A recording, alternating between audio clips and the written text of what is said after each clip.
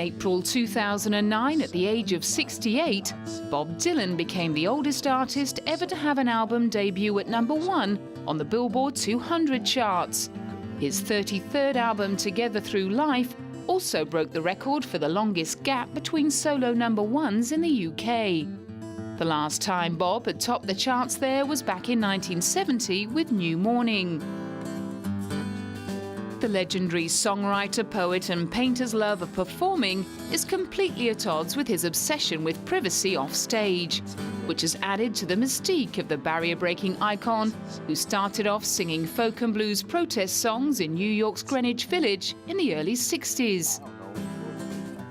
The political and social content of his songs and disregard for authority earned him his status as a modern-day prophet, and songs like Blowin' in the Wind, The Times They Are A-Changing and A Hard Rain's Gonna Fall have become anthems. In 2005, Martin Scorsese attempted to capture the many sides of a man who won a Pulitzer Prize for his profound effect on popular music and American culture in a documentary.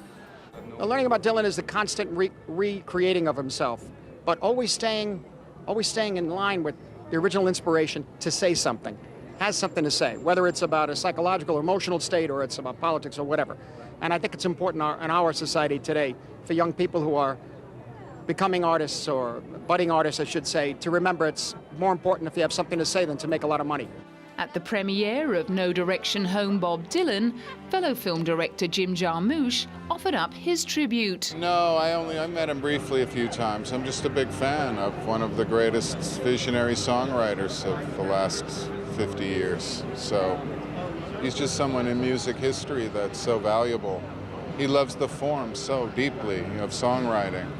I just kind of wish they could take that myth off of him and all that weight off of him and just let him be a traveling troubadour, musician, giving us these beautiful songs.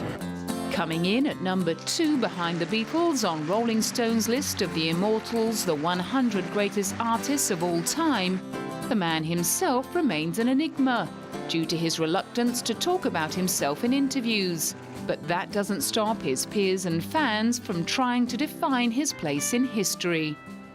Just his uniqueness, you know, is obviously his lyrics, and the fact that he's still playing it every day for 300 days a year.